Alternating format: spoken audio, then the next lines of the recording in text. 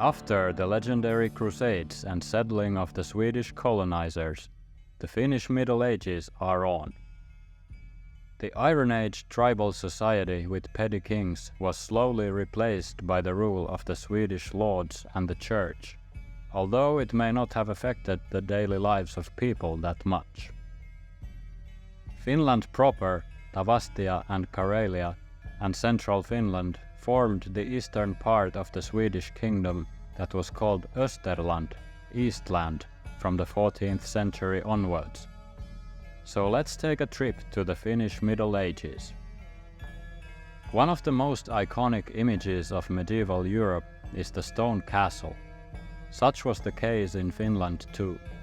These impressive structures served, besides giant symbols of power and means of defense, also as residences of the local lord and centers of government.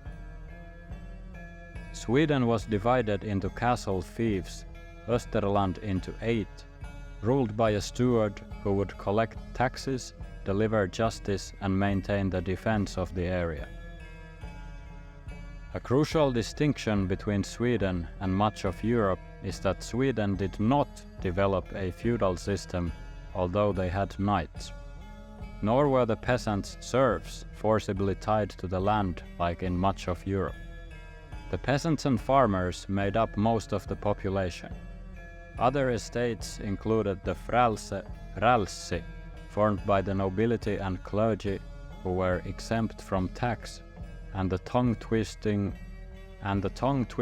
bourgeoisie, essentially a medieval kokoomus, a wealthy class running the business in cities. The Middle Ages are often referred to as the Dark Ages, and this goes for Finland too. For the average farmer though, life was much better than in the 1600s, right after the Middle Ages. I was thinking about this as I traced my ancestors through the centuries with MyHeritage. Wouldn't it be awesome to map your family tree going back several centuries in the epic and dark pages of history? Well, it just so happens that this video is sponsored by MyHeritage, which enables you to do exactly that. As you may or may not know, MyHeritage is the leading family history service in Europe. Here I have pre-built my family tree with my parents and grandparents' details. As we can see, however, they don't have any pictures, so let's add one. This is my father's father, born in 1920 and the youngest of 11 siblings. At the time, Finland was a poor agrarian society, freshly independent from Russia, and some of his siblings didn't even make it into adulthood, which was very common and is still common in poorest countries in the world today. He spent his early 20s in the Continuation and Lapland Wars, and later became a village police, farmer and a father of 7 children. We can use the MyHeritage tools to enhance and animate old photos. Let's see a bit how that works. Okay, it removed some of the blur and grain. Oh, and it can also color that. Nice. Now as an animator I can say that this would be a huge pain to do manually, so this is pretty amazing. It's not maybe 100% accurate, but gives a really good idea of what a long-gone family member might have looked like. Now, MyHeritage has access to some 19 billion historical records from across the world, so let's see how far back we can actually go. As we approach the beginning of the 1800s, we have a generation that saw the publication of Kalevala and the Finnish War, part of the Napoleonic Wars, which saw the declining Swedish Empire lose Finland to Russia and becoming the Grand Duchy of Finland. Then we have Matti Matinpoika Finnilä, whose occupation says farmer and soldier. Now, I cannot confirm this, but timeline-wise it would fit that he could have fought in the Great Northern War, in which Sweden got their asses handed to them again by the Russian Empire. And that came in combination with a Black Death epidemic and the Russian occupation of Finland known as the Great Wrath. A quarter of the population of my family's area died, and the details of the horror of the Russian occupation are too much to describe in this video. But let's just say that was probably the worst time in history to be alive in that area. Preceding the Great Wrath, we have the 30 Years' War in the 1600s, which for Northern Europe was one of the worst times in history to be alive again.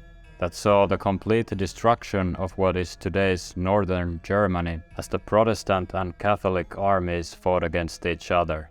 With a quick search I couldn't find if my ancestors took part in it, as their occupation is mainly listed as farmers, but I hope they were able to live rather peacefully.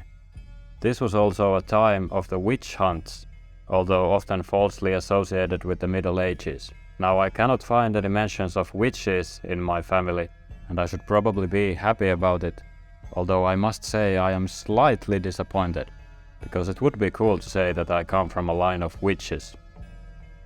Finally, the furthest back I was able to find from this line was an ancestor born around 1530.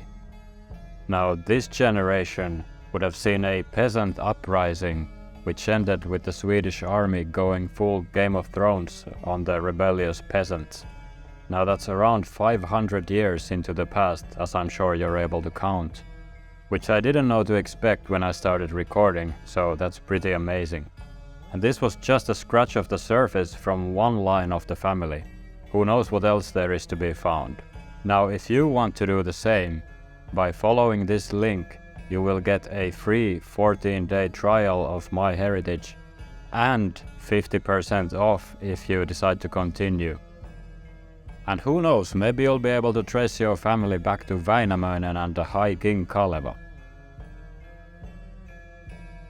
The most important city and seat of the Swedish rule of Österland was Turku. Porvoo, Viipuri, Ulvila, Rauma and Naantali were smaller cities, all located along important waterways where rivers meet the sea. The cities were run by a council of the bourgeoisie. While trade happened largely in towns, countryside was the breadbasket of the country. Österland had a population of around 200,000, and Turku, the largest city, had around 1,500 people, which shows the importance of the medieval countryside. The peasants mostly owned the land themselves, unlike later in history. A wealthy peasant could even advance to the frälse by mustering and maintaining a mounted man-at-arms. The countryside consisted of small agricultural villages. Slash-and-burn farming was still common, although not the only method. The villages were very self-sufficient, as buying anything was expensive, and trade was officially only permitted in towns. The farmed crops varied between the west and east due to different climate and culture. Traditional Iron Age clothing prevailed longer in eastern Finland, while European and especially German fashion gained foothold in the west and in the cities. The medieval peasant's diet was perhaps surprisingly healthy. Broad beans and peas were common sources of plant protein, while cereal, that is bread, porridge and pottage, was the base of the diet. Hunting and fishing, of course, provided additional nutrition as well as ale, which was low in alcohol and high in calories, and generally much safer to drink than water, especially in the cities. The same food was often eaten on set days of the week, a habit that is still preserved in the form of pea soup on Thursdays, in Finnish schools and military. The food was often pickled, salted, smoked or cured to preserve it. People kept domestic animals like sheep, chickens and goats, but mostly for their milk, eggs and wool, as slaughtering for food was not economically sensible. Meat spoiled easily, and peasants ate it mostly during the Kekri and Yule feasts, when the animals were slaughtered. The clergy and nobility were more wealthy and thus more carnivorous, as is pretty much always the case in history. Their feasts in the castles and manors could also include imported wine, which was very sweet by today's standards. Medieval lord's meal could include both savory and sweet dishes at the same time, as the modern concept of desserts hadn't been invented. Eating roast chicken with honey cakes would have been normal for them. How did people get around? Most of the country was still wilderness. The sea level that was low after the Ice Age was receding, and ships could no longer sail upriver in many places like in the Viking Age. Roads were built to connect major towns and castles. The so-called Tavastian Oxen Road from Turku to Hämeenlinna is still partially intact and can be hiked. Summer and winter were the best seasons for traveling, as the roads were in better condition. In the winter, the waterways froze and could be easily crossed with skis or sleighs. Bandits troubled journeymakers in Europe, and while they did harass people traveling across Finland too, wild beasts of the forest were probably a more common nuisance. As the pagan beliefs remained strong, mentioning the bear's name in the woods was out of question, as it would summon the beast. The best travel insurance was moving in larger groups and carrying a spear and crossbow. Taverns served travelers along major roads. In the towns there were also alehouses and public saunas that might have offered prostitution services after dark. Contrary to popular belief, medieval people didn't only bathe once a year, although the towns were quite filthy with litter on the streets. Bathhouses and saunas in Finland were a common sight. The downside was that while they were effective in maintaining hygiene, they were also effective in spreading disease, with the most famous epidemic being what else but the Black Death. It seems, however, that Finland was spared from its first wave in the 1340s. While under the Swedish rule, German influence was strong, especially in the cities. The Hanseatic League of merchant guilds and market towns controlled the trade in the Baltic Sea, doing business in Österland as well, often harassed by pirates.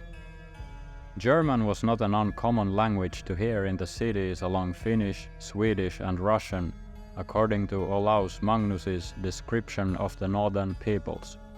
The language of the clergy was Latin, and the Sami spoke, unsurprisingly, Sami languages. Overall, Finland had it pretty alright in the Middle Ages.